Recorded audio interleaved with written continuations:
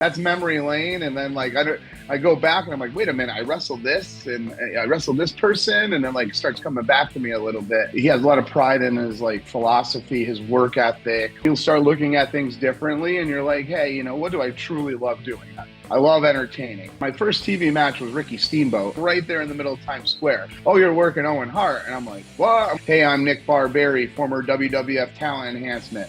But when I stepped through the curtain at Wrestling with Character Live, I'm Professor Ulysses Spike. I want to go out with pride. I want to like work some friends. I want to work in a couple buildings. I want to work for a couple people. And like pull it to snap it. And I'm like, I knew one person in the crowd, and I'm like, oh my God, I'm going to have to go over and ask them to cut it if they have a knife, if someone has a knife in the middle of the match. Call it how I see it, straight talk, no disguise. Southern slang dripping, got the truth in my eyes. Might like gavel, every word, lay it down. Coach C in the booth, turn the game all around, yeah. It's Coach C, he the best for business. It's Coach C, he the best for business. Yeah, I'm sharp as a tack when I call the play-by-play. Every dog got his day, and I make the crowd stay. Cause every week we go live on a Wednesday. Dressing so sharp, that's the reason why your friends stay. The youngest in the game to do it, best for business. Coach C is the truth and everybody gonna witness. Love entertainment, you swear it's your destiny. Link with Coach C, we can talk about your legacy. It's Coach C, he the best for business. It's Coach C, he the best for business.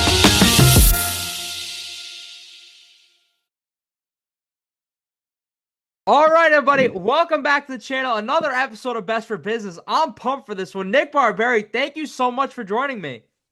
Hey, it's a pleasure to be here, Chris. You've been recommended, and I've seen your name come up. I know we've met briefly in the past, and it's great to be here and be able to chat with you. I'm pumped for this one. Thank you again for doing this. So I'm curious when we talk about pro wrestling. I assume starting off as a fan, but what made you originally want to get involved in wrestling?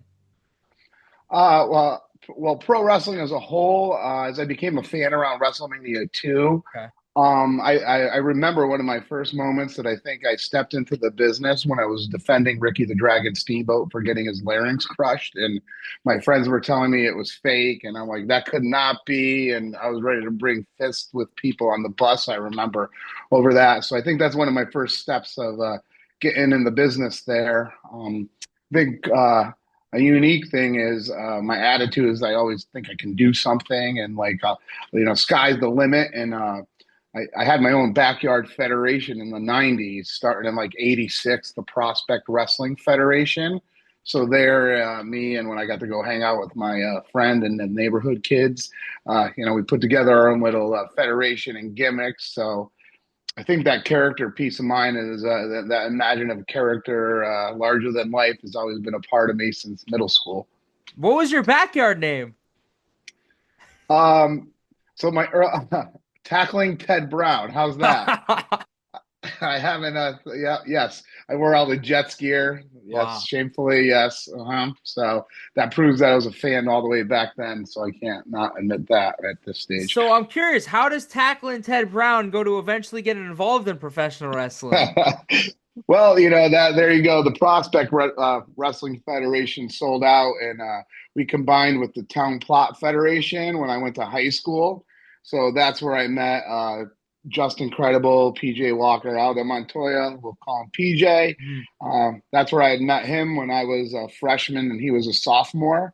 So Wow. That's when I first met him, and we combined federations, and I became the booker and statistician. But I had to agree to give up the tackling Ted, and I had to agree to use cosplay and use gimmicks. So I was Rick Steiner. I also was Bam Bam Bigelow. And one of my favorite was IRS. So those were my top three. So the six of us, we couldn't con everybody to do it, and we couldn't understand why. But, we had to take on multiple characters in order to book these events where we strapped mattresses to the top of my friend's Crown Victoria. And we, drove to different parks, and Bootleg had like our shows there, and, all scripted and put together, and, had a good order. Is there like a match from that time that stands out for you? Yes, I think so. I believe IRS against Pillman. Just Incredible was Brian Pillman.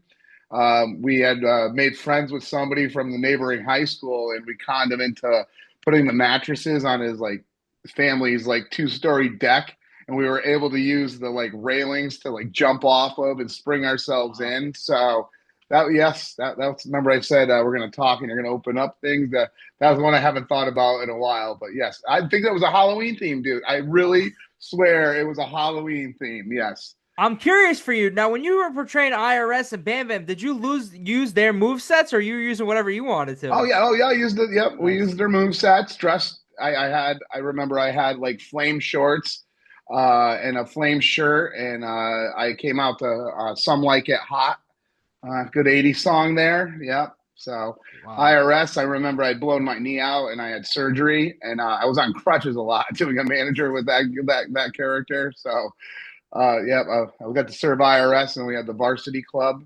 So Nice. it was, yeah, we kind of used our imagination, and we are kind of creative with it all. So you started in the backyard, and then you joined it with PJ Polacco. So I'm curious for you, when you look at your career in wrestling, for you, what would you consider that first big opportunity for you in wrestling?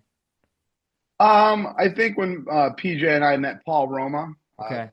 um, um, PJ was a year older than me. So when he graduated high school, he went to train with the Hart brothers in Calgary right away, where I was a senior in high school.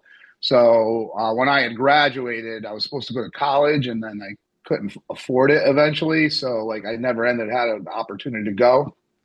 So that kind of lit a fire in me, and that anger that like I had to do something. And PJ was coming back from Calgary.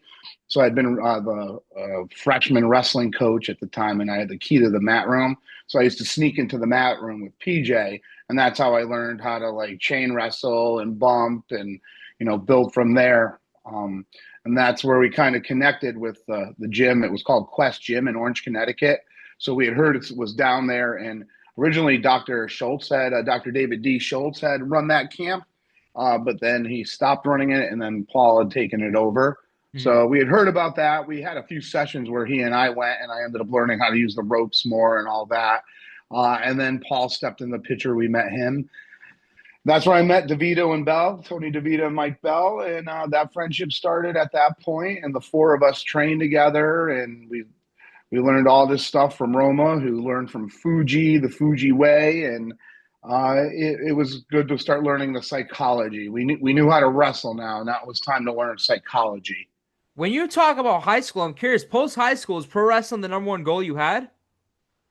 Uh, I don't think so. I think what catapulted me, I was trying to follow, like, follow the path and just, Yeah. just follow the lane, and that's what you're supposed to do. And I think the loss of opportunity, like, made me angry at my parents for one, and not really their fault. They couldn't afford it, but they led me on a little bit, and that pissed me off. And I think I said, well, I'm going to go do this. And there I am 3, 4 months later, and I'm on television, and my parents are fine. They don't even know I was actually training. They were questioning bruises on my body, and like all of a sudden I started getting more muscular. We were training with Roma in his gym. Hmm. His gym was about 20 minutes from us. The wrestling ring was about an hour and a half from us. So, we were able to build a friendship with him through like lifting with him and after hours and picking his brain and, kind of building that relationship or mentor. Is there a lesson that sticks out or something specific learning from Roma? Do as I say, not as I do. Wow. He always said that, which I think is ironic. But his like respect for the business and Fuji and the line, and just like I think he always had a lot of pride in like he has a lot of pride in his like philosophy, his work ethic. Like told me stories about he broke his ankle and he put it in a bucket full of ice and he still drove to the next show. Like he's just very determined and all that. So that was a great thing, and you could see that he's still going at a level where he still is determined, and he has a school and produces some good talent, and he keeps that tradition going. Yeah, so you talked about it earlier. You mentioned your parents didn't even know at a time you were going to be wrestling on TV. So for you in your career, such a short time, how do you get on TV first? What's the first opportunity you have? Well, that was Paul, and original opportunity was for WCW. Mm. He had just got signed as being to be one of the Four Horsemen, so it was kind of kayfabe and everything. But we had known being gym buddies at the time and all that. So they kind of said, do you know anybody who was talent enhancement and you want to travel with somebody? So he chose me and PJ, and we were able to go down, and we did a series of worldwide tapings down there, which, being 19 years old and going down and like, they're staying in the locker room with you, and people are playing cards for money in the corner, and it was, it was an interesting environment where there's so many things going on and production crews running around, and the unique experience about going there. And it's like we all stayed together at a resort and got bussed into Universal. So then it was like a waiting game all day where we had tapings, and they would bring in the fans. That necessarily, or they bring in folks from the park that weren't necessarily fans. So they had some like gimmick dog there at the time that was a mascot and would prompt the crowd to cheer and boo. And, I thought that was kind of neat. They would have talent enhancement matches. And when I've gone back to watch some of them, I was so surprised. Like the main event is like Sting versus Rick Rude, like at Universal, just stuck in the middle of like jabroni like matches in the middle of a taping, and here's a match that probably could have sold out 15,000 people, in a building, and here you go, you're giving it away. So it's kind of funny to look back at it like that, because first experience, I don't even remember it like so much. Like talking makes me do, but it's not something I revisit. Do you remember like the first TV match you had? Yeah, that my first TV match was Ricky Steamboat. Okay. So yeah, which you can't forget that. I think and you start at that level, and like, Christ, where do you go from there? You know what I mean? All right, start with Steamboat. So, but that made it smooth. Like I was still green at the time, so I think he carried me a lot. You can go back and watch. I know Curdy. My business partner, Kurt Adonis, he's got some of these videos and stuff that he's been able to collect along the years. But, just simple tackle drop down, tackle cover, slam cover, just constant motion, and just how he moved. It was just effortless. Like he moved around me. It was almost like magic, and just whispers in my ear, not talking. Like, the front row couldn't hear anything he was saying, we're screaming spots and that. It was just leading me along. And I even remember after the match, like after I get done, he beats me with the old, gimmick to the forehead chop. So then like I roll out, and then I'm walking to the back, and I'm like, do, like not selling. And then Regal pulls me aside and like, listen, you got to sell, curtain the curtain. And I'm like, oh yeah. Like I just didn't first time I'm doing this, and holy cow, just trying to find my way out of here at this point. Wow. I did it. I made it through the match. I'm curious. So you go to WCW because of Paul Roma. How does WWF happen? I think it goes with the connections that they have up in the Northeast. So there became a moment where I believe it was Tony Gurria had reached out to Paul because he had the wrestling school. So back then when they did the tapings, before Raw had gone on, it was Saturday and Sunday tapings. So while that was going on, like you get booked for 2 days. So, but they would use wrestling schools. So they would call whoever ran it, like Paul Roma or Barry Hart, Dwayne Gill. Like they ran the school. They would book their students. Kowalski, they'd call Kowalski, and they like, bring me 4, bring me 6. So that's how they would book the talent enhancement at the time. Nice. So I'm curious, when you look at your career, your resume goes and goes. It's crazy because out of nowhere, Kurt will just pull these matches out of nowhere. So there's a few I want to ask you about. The first one, anything stands out wrestling Diesel? So that one I'd really love to see again. That was one of my first matches, and I was so comfortable in there, and I had this like snap bump, like I was able to bump super quick, like and go with the move a little bit. And like he throws his big boot on me, and I still remember how like devastating it was, like, looking there. So, that's what I do remember about that first match. And then he like tossed me out, and Sean gives me a pop, which is pretty cool, and overselling that. And then Sean's throwing me back in the ring. So that's pretty cool. And then you get Diesel and Michaels, right? Yeah, I ended up wrestling them a little bit more, like I think in '95. They were the tag champion, two dudes with attitudes at the time there. Yeah, so I did get to wrestle those two. I believe it was in South Portland. And yeah, I didn't take the pin, but I did take Diesel's forearm to like the bridge of my eye as he tried to pop me off the ring on the 3 count when Sean was making the pin. So I caught a good shiner there, but there you go. Sold it well. When you talk about your career, it's insane. So another one, wrestling LOD, how was that? LOD, unique one because when I was going to college, like I would wrestle these shows like the weekend before, and then they would be on TV the week after, and then we'd all be at like our local little hangout in college, and it would be on TV, and it would like it'd be a moment, it'd be pretty cool. But the LOD goes back with the LOD, I had like injured my knee, and like it was like I was sore, and I really couldn't plant on it, but I was still there to have a face, and I get put with them, and like. I just let them know. I'm like, listen, my knee's like, I'm good to go, but like my knee's just not like, sometimes the ring's a little soft, so it's not like a sturdy walk. So I'm like, I'm just a little nervous that, if I try to do something too like rapid, and they were like, listen, they want us to do a 3-4 minute match anyways. And my tag partner was Bert Santino. So they're like, we only want to do 3 or 4. So they shit canned me all on the beginning and they dumped me out of the ring and they give the doomsday to Bert. Wow. So that's the story behind that one. So I took a good bump and a deal and there you go. What about 1, 2, 3 Kid? And this is insane. Like these are only some names. You have a resume that goes on and on. It's nuts. Yeah. So yeah, on YouTube, it's pretty cool. That's memory lane. And then like, I go back and I'm like, wait a minute, I wrestled this and I wrestled this person. And then like starts coming back to me a little bit.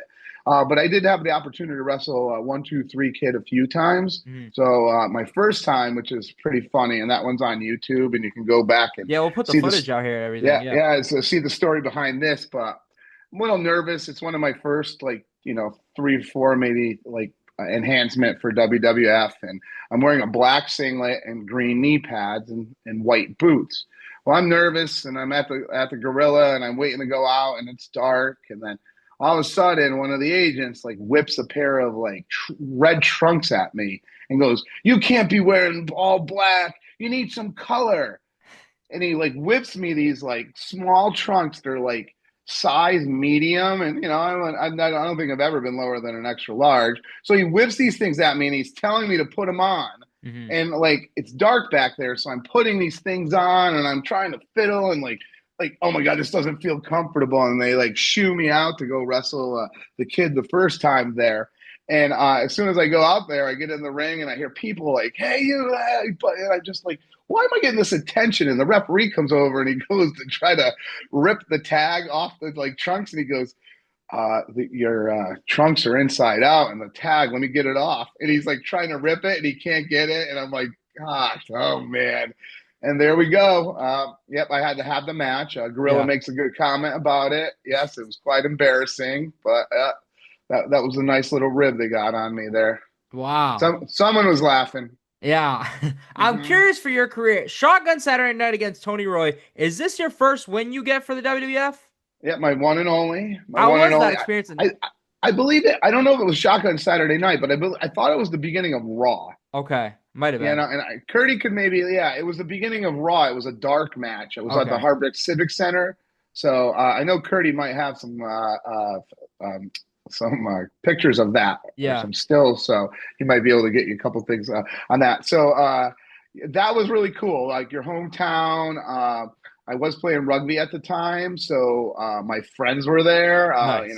My brother was coming and all that. So when I get there, one of the first times I've done probably over 50 jobs for them probably at the time, and it was like nice to hear, hey, I look at the board and it's me against Tony Roy, and I'm like, oh my god, am I winning it? Like, and I'm like, Gorilla's like, of course you are winning. You're the hometown boy. Like, nice. Of course. So, that was a great experience, and we tried to go out and work a match a little bit in there, and it turns into little spots, but like just as we get warmed up, they're like, take it home, and you had 3 minutes, but that's the purpose, was to get the cameras and to make sure they were ready for Raw, that everything was set and ready to go, and they came up to hype the crowd for the start. So that was my one for many. And Tony, it's cool to have it be Tony Roy, someone that and wrestled on the indies with, and even after the fact, Yeah, when you talk about wrestling, I'm curious. You talked about originally your friends came to come watch you. How was it balancing rugby and wrestling? Well, rugby was instantaneous gratification, I think. Plus, Okay. going to school full time, and I was a leader of that group, so we were also really competitive.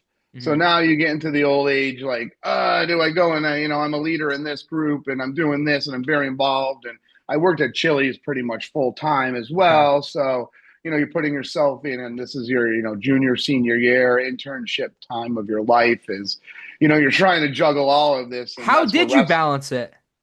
well, that's where wrestling, I think, took the back seat. It, Okay. it was hard to get bookings. It was hard to get in. And that's a time where, I did a lot with PJ at the time, but now he was getting on TV and like he got a contract and that was my traveling partner, so now it was tougher to get like shows and bookings and, where the instant gratification and the leadership and, the goals in that avenue. I probably did about 2 years focused at that. And, Hmm. that's the thing in the drive is we took a division 3, it was a bunch of bad news bears, blue collar workers at a state school, families were blue collar workers, state school kids, and we all came together, athletes, and they're some of my best friends and family right now. We just caught an era where we just got a coach and we were dominant and we went to D3 to D2 and we got to go to a national championship. Wow. So, that's a wild experience, as a Forrest Gump chapter of your life, all right. And then, all right. So I ran and all right, what do I do now? And you go back to what you know. Hmm. Mm-hmm. One match I want to ask you about recently. Kurt posted a photo, and I think it broke the internet. You were wrestling Owen Hart, WrestleMania public workout. Can you just Mm-hmm. explain to me that whole day in New York City, like what that was like? Yep. Me and PJ, we drove over to Mike Bell's house and got in Uh, the car with DeVito, and the four of us were booked to go down to do this exhibition in the center of Times Square. We met at one of the hotels and in a conference room. We kind of all got dressed in different conference rooms, and they talked to us and they went over this and that and the purpose and sorted out the day and the logistics. So, catering and all that. So, it was kind of just there was only a few of us, so it was like a nice, just small environment. And I was supposed to wrestle Bob Backlund.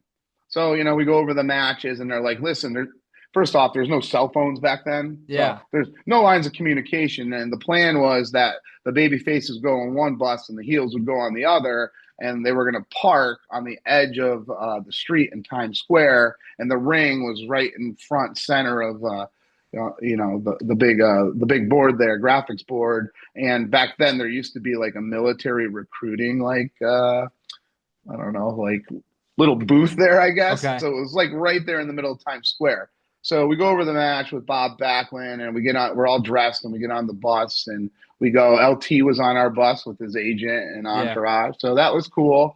When we're sitting there, and then all of a sudden I hear, "Hey, Barberri, you're going to be working Owen. We're going to switch." I'm like, "Wait, are you kidding me?" And I'm like, I thought they were just fooling around. I'm like, nuh-uh. And they're like, "Oh, you're working Owen Hart," and I'm like, "What?" I'm like, and I'm like, well, I can't talk to him. Like, what am I going to do? And, it's luckily that like, when I was there, I was taught to sit and watch everybody's match. Hmm. So from, start to finish or, you watch the last match of the night and that's part of, I think, your learning. And if you didn't do that, I think it was looked upon. So that's, paying your dues is to sit there. I know I was a volleyball official. Same concept they make you do. You're the Yeah. rookie. You sit there all night long and you're learning by doing it. So, that I think that was an inherent expectation that, to do that and professionalism there. So, you start learning each other's move sets and what to do. So I think that made it comfortable in there and just letting him take the lead. I was taught that right away from Roma. Hmm. And, I just let him take the lead and he called the match. And if you just do that, it kind of goes smooth in a dance. And, there you go. And I was able to get some stuff in on him, which was cool. And, Yeah. nothing in that match was called. So, it's it's a moment to be proud of that it's catch can out there and it's in the middle of Times Square and the circle of wrestling that I'm on, it's like that viral, semi-viral moment or whatever you call it, now I'm as the man who wrestled Owen Hart in Times Square, Yeah. so Did they I ever think tell it's you pretty why it funny. wasn't Backlund? No, I never do that. Okay. I don't think Backlund even wrestled. Okay. So maybe they wanted to highlight Owen and because maybe Owen didn't have a match. Okay. I don't know. I know Mike Bell and Tony DeVito wrestled Luger and British Bulldog Nice. too, and there was a pull apart in that. So, Okay. mhm. I'm curious, is this your favorite venue you wrestle in front of, or like, because the vision of this is insane.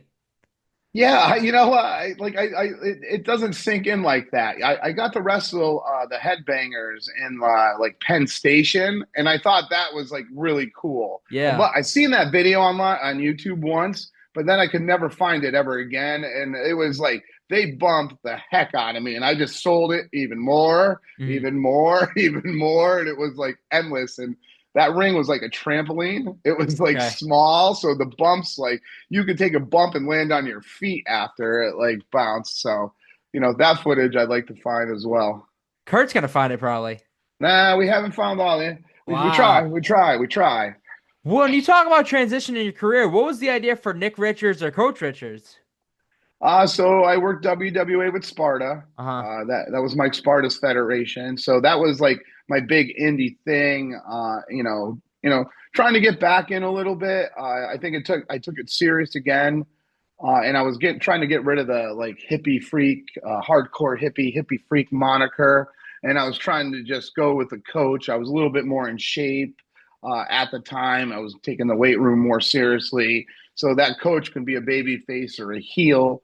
So, I could be annoying with the whistle. I could do the manager slash in. Like, I think that's like I could play many roles. I Mhm. say that right now as I met with Thomas Santel the other day. We all hung out with Doc Heresy, and I'm like, he was talking about someone. I'm like, Coach Richards, like I could coach that. Like I think I could be the color you're looking for that guy. Like just to break out of his shell out there, lead. So that Coach Richards just was the clipboard and the whistle and just getting the heat or or being the strong man's manager and being the baby face and everyone's rooting for the coach. Like that was, I had a lot of fun with that with Sparta. Like I would try a lot of things.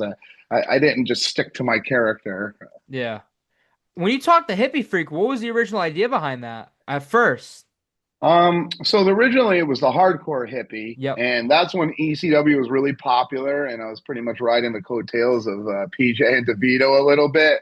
But it was stepping into that ring, and I'm like, well, I'm going to step into that ring too, and try to make a name for myself, like out there, and the storytelling and how to do the spots. I'm like, I could do that even more creatively. Like I can get to that like that. So I started stepping into there, and that's when I formed the Millennium Wrestling Association. It was all character based. So I was a hardcore hippie, Purdy Curdy Adonis. You had Dean and Dave, the Power Company. You had Aaron Morrison played a character called Blonde Jovi. Like a washed up 80s rock star. Like, Yeah. and at that time he was really chubby. So he came out acting all serious. Johnny Idol played the masked janitor. Like it was all these, like, it was the first start of that larger than life characters that I bring into wrestling with Character Live, Hmm. that silliness portrayal of things. So, it was a blend of the hardcore and some silliness and was able to use the students. I think when you have the ability to running a camp, Kevin Landry was running a camp. So it was an outlet to get his students time and experience. And Jagger the Bouncer, he had a role and it took 6 shows and it told a story though. Yeah. So, that kind of stuff that we did was really unique. What was the vision behind the Millennium Wrestling Association originally? Um, it was trying to give opportunity. It was working out of Kevin Landry's camp, and there was like nowhere to work, and it was hard to get on shows at the Hmm. time. It was probably 99, 2000, and not too many people were running. It was selective, and when you did go to a show, it would be crammed. Like it wouldn't tell a story. So that was like we wanted to bring house show mentality wrestling back Nice. and entertain people. And that was the purpose of the MWA. Is there a match that you would say defines the MWAs like in whole in general? Boy, I don't there's jokes, there's fun. Yeah. There is one it was a triple threat match and Tony DeVito like does a run in and the spot is like like I run, I think it was Mike Lipinski. I run him and I roll him. I run him into the ropes. I go behind. I roll on. I'm on top of him, and DeVito runs in and he throws this VCR like into my head that like I just oversell, and it like just devastates the crowd and looks good. And then he picks me up and he like rock bottoms me through like a table off the top. Mhm. So that that was like a moment there. Joe Gertner was a part of it for a little Nice. bit, and he came in and he made it like a shoot when attendance was starting to get low, and the drudge of running a show all the time, and not the learning experiences, all the hard work to bring everybody there by flyering and postering. You have to do it every time. You don't Yeah. build a brand and then you have to give up on that. And I think that's one thing I've learned through like wrestling with character live is it's the same beat and you're adding pretty much. I'm curious. You talk about Kurt. What was it about Kurt and you's friendship? Do you remember that first interaction? And what is it about the friendship that you guys made it work over all these years? I think the friendship there, it just started as like he's the first person that believed in the idea of the MWA, Okay. and I was able to build like loyalty off of like him and some other students to where like, hey, listen, I'll train you if you help me bring this to life, and I'll make you a larger than life character, and I'll work with you on that. And it was that type of like mentor mentee. Hey, like we laugh at the same things, and like it was kind of that common bond of what the things we liked in wrestling and the escape from wrestling and the imagination of wrestling. I think brought us together, and I'm about 5 or 6 years older than him, so I know that his first experience seeing me, I filled in for Bam Bam Bigelow Mhm. at St. Paul High School in Bristol, Connecticut, and I got to work Triple H. So, and he was doing the Greenwich gimmick, and this is a Yeah. house show where you're getting like 20 minutes at a high school. So, I went and I had a competitive match, and Triple H, of course, made me look great and all, but Kurt was like second or fifth row or something there. And, Nice. he heard I was from like Prospect, Connecticut and all that. So he's like, oh, well, who's this for a local person? And I think he was just graduating high school and he's trying to get in the business now. So um, he ran into my brother who was a bouncer at one of the places I bounced at with him at that time for some extra money. Kurt lived in that town and he was talking to some of the bouncers there about I think they had MMA stuff in that like club from a Yeah. time or time. And they're like, oh yeah, his brother's a wrestler. And he's like, oh yeah. And he's like, oh, Nick Barberri or Nick Barberri. And the Kurt's like, oh my son. And that's how we like came together. And Hmm. I was just graduated and I couldn't find a job teaching. I graduated and it's been a few months. I worked full time at Chili's and I was trying to hustle to find a job. So he kind of got me bit by the wrestling bug again and, put it in my mind. And, I met like Kevin Landry. I went back to what So this Hmm. was after the rugby and everything and looking for a job, a little period after 99 there or right before. And, I met up with Kevin Landry and the twins again, who had established a camp up in Chicopee. So just like I joined federations, I went up there and I started training a few different students, working, Kevin would work with his students. I would have some students and, some of mine were, maybe, I was, helping train them to help me run the MWA, but I was also using Kevin's students and Kevin and the twins. And, that was our little local crew in our school doing the thing that all the schools are doing now that you see all over New England. Yeah. So, and that's the MWA was the early stages of the Kevin Landry camp. Walk me through what are the conversations to start wrestling with character? You talk about the MWA originally, all gimmick based. So bringing wrestling with character, how long was this an idea for? So, well, since MWA, and then you put thing in a chest, and I think when you talk about character and you look at longevity, and Kurt going and working for ESPN, and myself being a teacher, and putting your 20, 25 years into all that, all the skills and everything you learn in those avenues, you get to an end, and there was that 2020 period of life, and you'll start looking at things differently, and you're like, hey, what do I truly love doing? I love entertaining, and Kurt is very involved and like doing a lot of vendor sessions, and he was getting his feet wet and all that, and as fan and a responsible worker and all that, and knowing business, and the expectations from, being public education or whatever, you bring that. Now you come in whereas young and green, now you get all that professionalism, and now you apply it to that original concept, and here you go. And, you're handling things differently. And I think, the chemistry of wrestling in the ring together is one thing, but I think the wrestling of the chemistry of the booking and characters, and I'm throwing things, or we'll throw things back and forth. And, I really dive in the creative piece a lot. Like I could really like make a story, or we'll get into a problem solving. I could figure a way to rework it.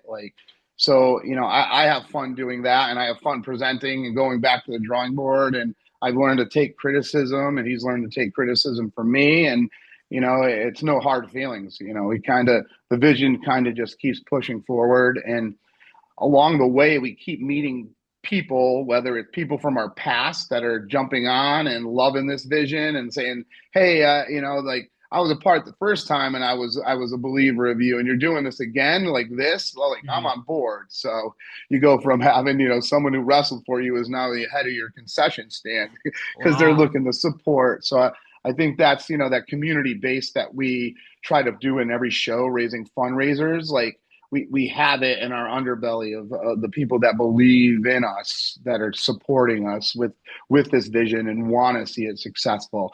Ken's Cards is a big sponsor of every one of our shows, because when he came to our first show, we made him feel like a kid again. And he's like, you know what? He goes, this is entertaining. So, that makes you feel good, and that's drive. And, we just brought on someone new for graphics, and like that help has just inspired me and Kurt. And like now Kurt's trying to outdo the graphics piece, and it's making it nice. Now I'm like, all right, I have this idea, and I'm talking to the graphics person about, hey, I want to take this and take our picture and take our character and blend them somehow. Like, hey, I'm Nick Barberri, former WWF talent enhancement. But when I step through the curtain at Wrestling with Character Live, I'm Professor Ulysses Spite, Professor you Spite to you. And you know what I mean? Like, tell that character that you can be proud of, this performance. It's an art now. It's house show wrestling with, Disney meet and greets and Saturday Night Live skits, and just something for everybody. Dance parties. Yeah. And, you could be so stubborn to wrestling, but you can look around the room times and everyone's smiling and laughing. And, that's the rewarding piece that's, is keeping us going in show 7 and building to our big goal that we had. In less than 2 years, we were able to land a high school show. Nice. So, Congratulations. took it to the next level, and, that's another motivation. And, all the things that maybe weren't successful or perfect, we got to the platform and reassess it, and let's go. Let's get ready now. We got to this point, and let's make 1 into 2, make 1 into 3, and let's, take it to the next level. What's the idea behind Professor Eustace Spite? And I'm curious what like your creative mindset is, because obviously there's some characters that rest for you, Jermaine Marbury and Milo Hopfrog, but I'm curious, but you have characters like PVD as a witch. So what's your creative mindset for a lot of these? I think when we first started, I spent like a good year and a half, just learning how to use social media, but going on and like, you were never good with it? No, still not. Anyways, but I'm learning. It's a part of the learning curve. Yeah. Yep. So I went through and I just started researching everybody that would fit the mold of what I was looking for. And we reached out to a couple schools, Chaotic. We reached out to Thomas Santel, which we had our connection with. When, I took a hiatus, Tom was getting his contract, you know what I mean? So I was working him all the time in his first matches. So it was always that bond that I had with him and Heresy. And now coming back, they were great guys to bring in because, they helped pick up where we left off, but they brought they all know how to wrestle, but they brought the work in, and I think they loved it and they love it, and it added to their career and their passion. They're like, this is great, and Dr. Heresy is now coming and playing Bully Heresy. Like, the believability in his character is just absolutely amazing. Nice. You know what I mean? And yeah, it's great to see that, and it's awesome to work with people that are okay with taking that chance and stepping outside their comfort zone or doing something new. Nice. So what is Professor U Spite for you? How do you come up with this idea? And what are you going for originally? So the original thing is I want to have a mad scientist. We used to work with Shockwave on the indies. Yeah. So, when we came back, we wanted to go to, all right, who's still around from when we were there? And Shockwave doing the robot gimmick and wrestling with character, he had to be the first 3 people we called to get back on board. Yeah. So, he's all in on it. And he plays the dancing robot. So, of course, when you have a dancing robot, the storyline said, well, this robot was really intended to destroy the world by the Spite family. So we're going to make a mad scientist who is always going to try to defeat Shockwave. But, it's a folly. And something happens and the doctor doesn't do it. And Shockwave gets his dance party. And, that's like the gimmick for the show. So it first started off there and we were looking around. And the first person we had gone to, we offered the character to it. They're like, nah, I'm not stepping outside my comfort zone. Wow. We're like, all right, well, okay. And all right, you're learning. This is going to happen now, I guess, right? Mm-hmm. When you're asking someone to do something different. And then who else would you go to but Joey Eastman? And we presented it to Joey Eastman, and he came in as Dr. Spite, Dr. Isaac Spite. So he came in, and we paired him with Mortar. And we paired him with Shockmaster up in Chaotic, and they were the dumb orcs that were going to come in and help do the follying, being a folly and causing all the goofiness. And they could work with Shockwave, and Joey could handle like getting that character over, and he did an amazing job. Oh yeah. So we go through a couple shows, and then Joey gets booked on another day that we're having a show. But we invested so much into this character. Mortar actually is the most entertaining, like to watch him in Chaotic and watch what he does for us. His range of talent is something special. Mm-hmm. And the improv and working with him is like, it's been a pleasure for me to like be connected and like feeding off him. He's feeding off me. He's under the ring. I'm playing dumb. Like, where is he? And like, that, I'm up in the crow's nest looking for him, and he's sitting in the crowd with a sign. Like, just his improv and his ability to get that character over, it's so lovable. And he's just part of the mad scientist plan, and it never works. So, that's a piece of it. So Joey's booked, and like me and Kurt are going back and forth, and we bought banners and this and that. And he's like, you made the character. Why don't you just step in and do it? And I'm like, well, I told you I don't want anything to do with the ring, and I don't want anything to do with getting in the ring. Like, I don't want to do putting it together or getting in it any like more. Like, I'm behind and producing. So that was a part of it. And next thing I know, I'm like, all right, I got to do this because I want to get this over. And I put some serious thought, and I practiced, and I came up with a little bit more zany, wilder character than Joey. And it's still like I wanted a white wig originally. And Joey was wearing a black one, so I went with a white one. So I did like more of a Doc Brown character, mm-hmm. But I'm also Professor. He's Dr. I Spite. I'm Professor U Spite, and my parents liked him more, and they didn't let me go to college like him. So there's some resentment. So, there's always a storyline there, and there's footage. So it'll all come full circle at a later date. I know Mortar had proposed like us getting face to face one time, and so isn't Mortar's name Mortar backwards? Yeah, Rat Rom, yes. And whose idea was this? Because this is like creative, but it's right there in front of us. Joey Eastman. Wow, I'll give him 100% credit. He's creative and he's awesome, and he gets full credit for Rat Rom. Nice. But Mortar is 100% talented for pulling this character off. And if anybody wrestling with character live, to come and just watch the storyline from him in the next 3 shows, I think you're going to be very entertained. I'm curious, when we talk about when this interview drops, I think it's going to be either December or January. For you guys, I know November had an insane show, we're going to say, Wrestling Across. But I'm curious, what does 2026 hold for you guys? What are the goals you talked about originally? You're already hitting these goals going, a few shows in already?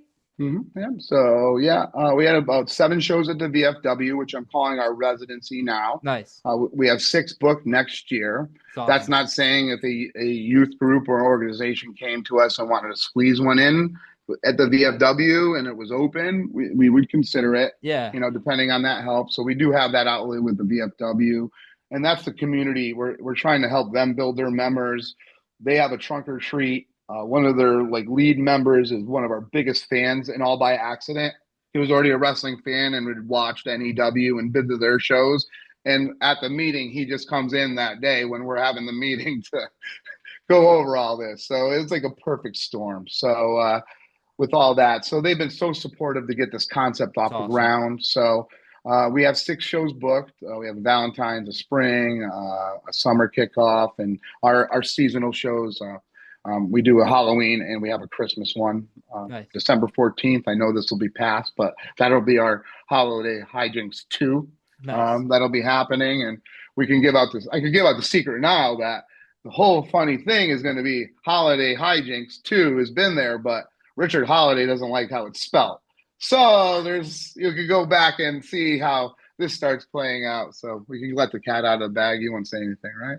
Is there like one character, an idea for wrestling with character that you've been so proud of so far? Um, Rat Ron for sure. Yeah. um, just thinking through some of the people. Bully Heresy's been like a strong like buy-in character. Yeah. Lauren St. James, we turned her into Tinsel the Elf, Yeah. and she's like run with it, and she's had she had her first match with us as Tinsel the Elf, Wow. actually, for like 2 weeks before she broke her arm. But Yeah. like she's our monologue. She opens up and does bad jokes in the beginning. Like she greets all the fans. The dance party, she's always like the little energy ball that's doing something. Like you got to watch her because there's going to be an Easter egg, Nice. that's happening. So she brings a lot of like the stage to like us, and like I think we really appreciate having her working for us in that light. And just like Quint Johnson, who plays Buzz Bloodsaw, they have backgrounds in stage, and they help bring that vision to life, and it's nice to have that infusion a little bit, and that's part of what we're looking for and what makes us different than other independents. Talking about being different, when I was talking to you about your career, you hit me with some knowledge that I didn't even know was possible. What's your experience with the In Your House game? Yeah, this was a cool experience. Yeah. Knowing people, I guess. PJ had just got the contract, but they didn't know what character they were going to do with him. So he was kind of in like a lame duck period. So they called PJ and they're like, "Hey, we need a couple of you. We need to do all the motion picture to make sure that, well, before we bring the stars in, that all the harnesses work, and that we learn what the angles are on everything. We thought, so we need guys to come in, and we would like take bumps or get put in the harness. Like you were in a harness and then you had to act like you were getting set up you got kicked in the stomach. You bent over, you waved your hands like Razor was putting you in the razor's edge. Yeah. And then you jumped with no one in front of you on this harness, and they like picked you up and like you put yourself in it in the air. And Yeah. then they slowly dropped you like onto your neck. Like, so they like made it like that in slow motion. Yeah.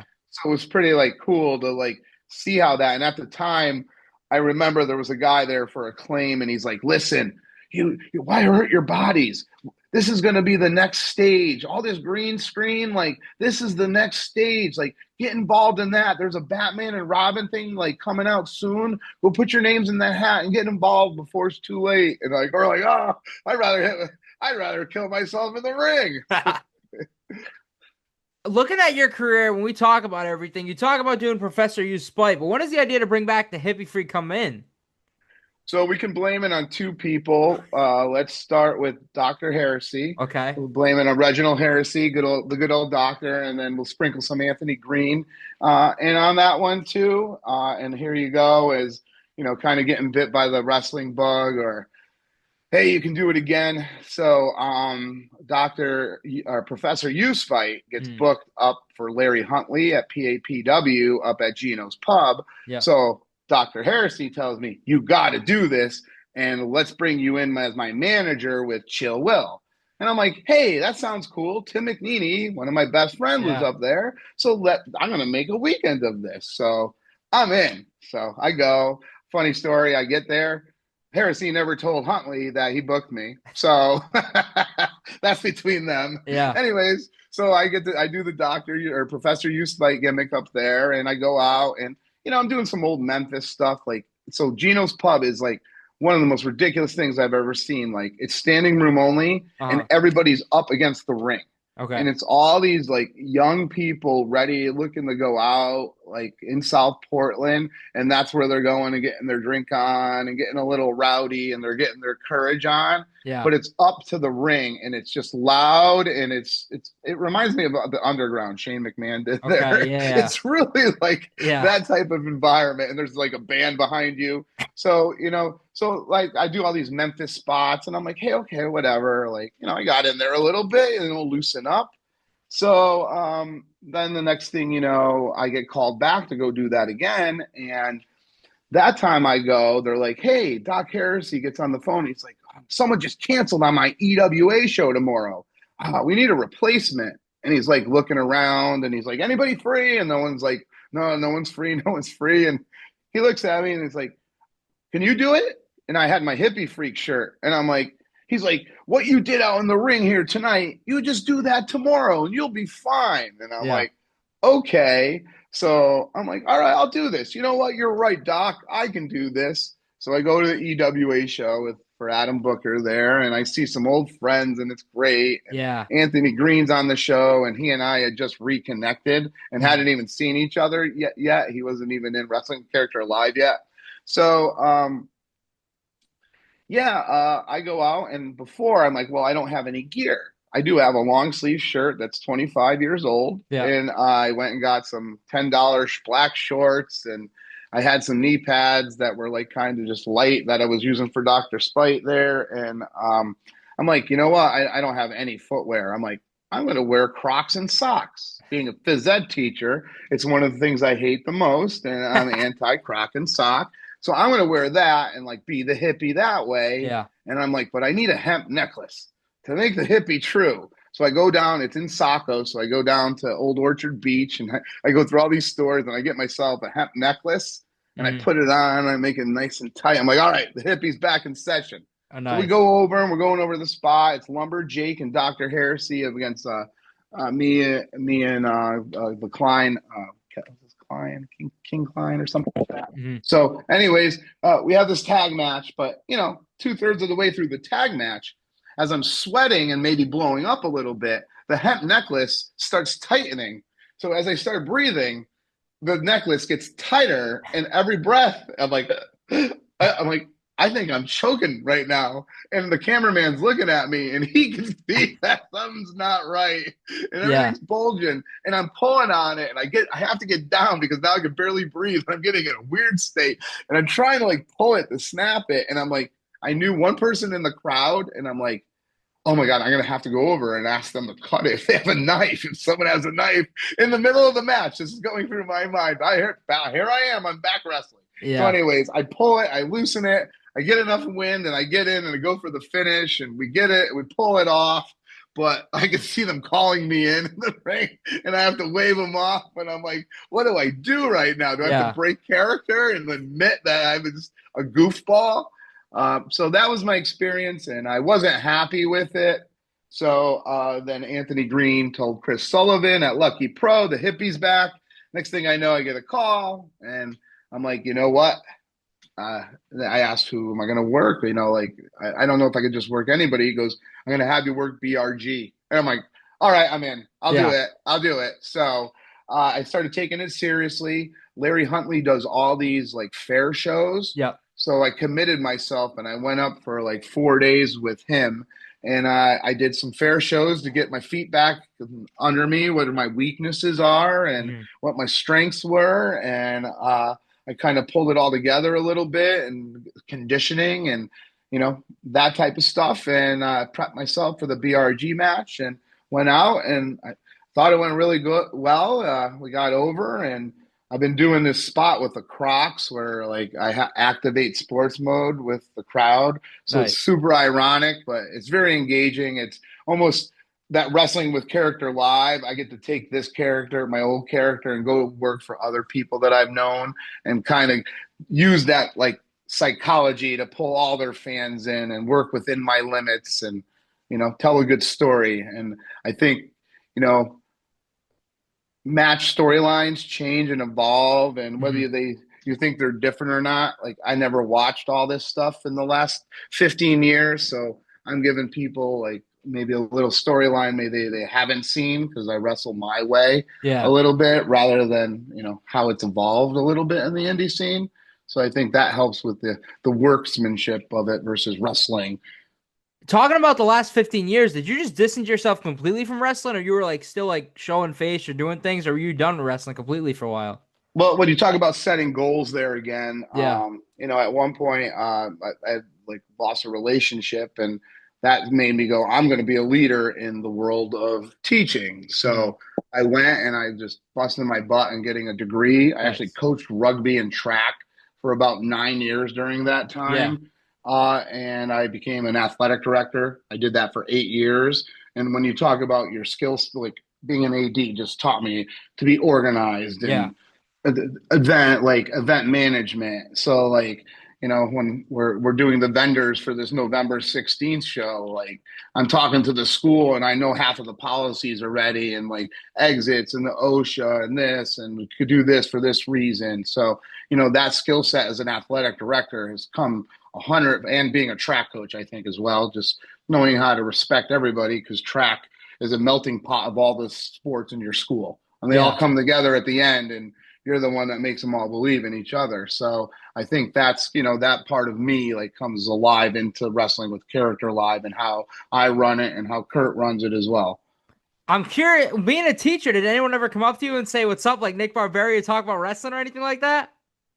You should have Kurt on this one, because if we ever had the skit that we put together when like my stuff started going viral, when viral really wasn't viral and Yeah. viral was just in this small town that I got my first like opportunity to be an athletic director in, like the kids were mocking it and like chanting hippie freak at the basketball games, and like just a level of like, what do you do? Like, you just want to crawl under a rock because it's not really flattery. And, in Connecticut, like it was tough growing up because there was people that were really like anti-wrestling and wrestling stupid. And like, you look down at you because you like something like in entertainment. They use it as a way to knock you and make you immature, especially in the 80s and 90s. It was there till, the Attitude Era came and everything was cool now, but, that's why I find the Mountie cool and, Nice. Brutus the Barber and, that's all the stuff that engaged me.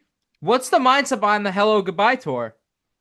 I'm a Beatles fan, and like I tell Kurt, and he's like, "What do you?" And I'm like, "Dude, I got like 6 or 7 more bumps in me." So I want to go out with pride. I want to like work some friends. I want to work in a couple buildings. I want to work for a couple people that like I met along the way. In my past, like just some full circle moments, and make fun. Make it fun. Like like one thing I like miss out on right now that would happen and it would mean a lot to me is like Tim McNeely. There's a show on October 25th, the same night as my show.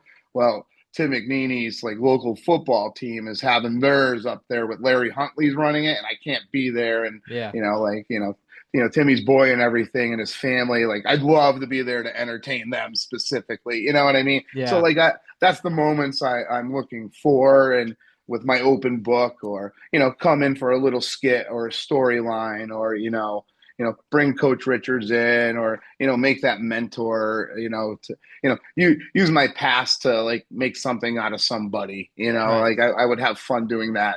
For we're gonna do a storyline for 3 or 4 shows. That would be a cool commitment, and something that would motivate me, and put my effort in to make look good.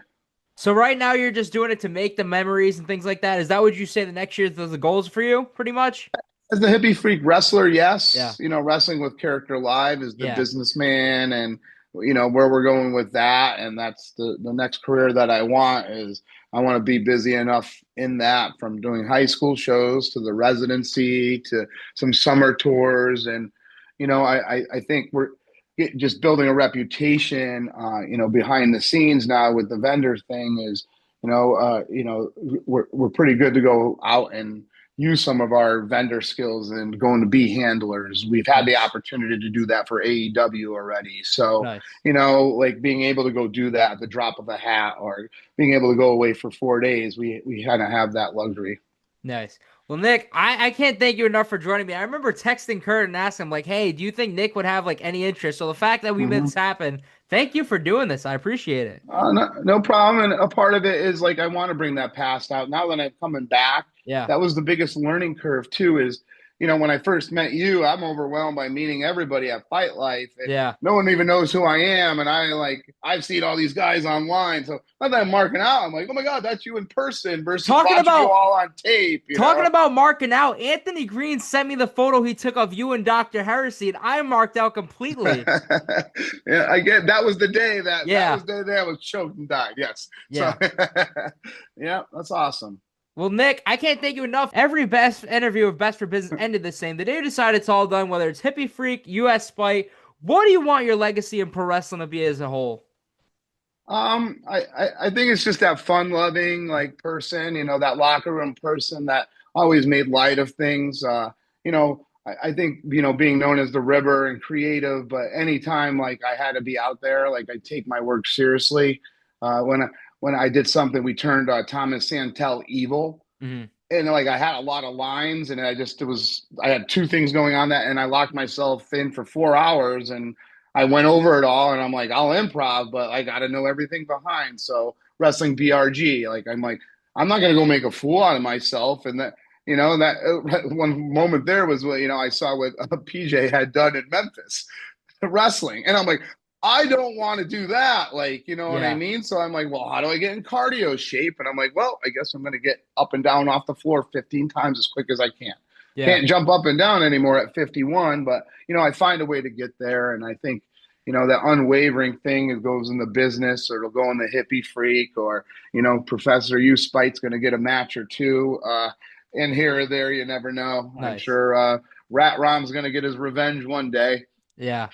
Well, Nick, thank you so much for joining me. Down the line, you said it. We might have to do a part 2. Maybe we'll bring Kurt along. We'll do a whole thing wrestling with character. Please. We'll unveil some more stories of other projects that we've worked on, and maybe by then there's some projects we're currently working on that are the next stage we've been talking about. Absolutely. Thank you, Nick, for joining me, and thank you, everybody, for watching this episode. This was Best for Business. Thank you for watching this episode of Best for Business. Don't forget to like, comment, and subscribe. Until next time, because this is Best for Business.